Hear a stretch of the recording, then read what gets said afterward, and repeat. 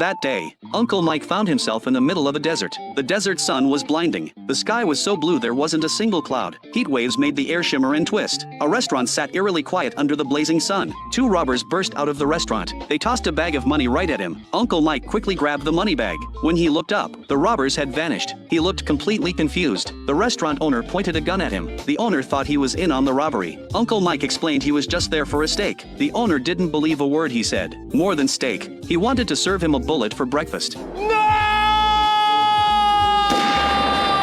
Uncle Mike jolted awake from the nightmare. He discovered he'd been sleeping in his car for an hour. Now he was really hungry. Uncle Mike wanted to go to the Solo Yakiniku place. The grilled meat there was unforgettable. He rushed over to Kawasaki. The barbecue joint was still there. Delicious aromas kept wafting out of the exhaust fan. But the place was packed with customers. He'd have to wait at least an hour. Uncle Mike hesitated but ultimately gave up. Uncle Mike remembered a great pork cutlet shop nearby. He hurried to Jiangdong district. But that place had already closed down. Uncle Mike nearly collapsed on the spot. Uncle Mike had no choice but to go to work first. He delivered goods to his client. After work, he was so hungry he could barely stand. His steps grew heavier and heavier. Uncle Mike passed by a shrine. Inside was a statue of Inari. This is the deity who watches over food. Uncle Mike bowed respectfully. When he looked up, a Shanghai restaurant appeared before his eyes. Uncle Mike decided this was the place. The interior was simple and bright. Other customers were already dining. The proprietress brought over a menu. The black vinegar spare ribs looked especially appealing. There were also several types of dumplings. Uncle Mike noticed the woman across from him staring at him. He later realized she was looking at the menu board behind him. The board featured the daily special, stir-fried pork liver with chives. Uncle Mike thought this dish would be perfect with rice. The white-cut chicken arrived first. The garlic aroma was intense and the chicken was incredibly fresh. The meat was firm and not dry at all. With the added sauce and cilantro, the chicken tasted even better. Uncle Mike grabbed the bones with his hands and gnawed away. It was so good he couldn't stop eating. These vegetable dumplings were huge. The dumpling skin was thin with generous filling. One bite each. Then the tomato scrambled eggs arrived. The soft-cooked tomatoes completely coated the eggs. The red and golden yellow colors looked beautiful. The tomatoes were sweet and tangy. The eggs rich and savory. The best way to eat it was mixed with rice. This stir-fried pork liver with chives had a special sauce. It looked glossy and appetizing. One bite and the sauce flavor hit strong.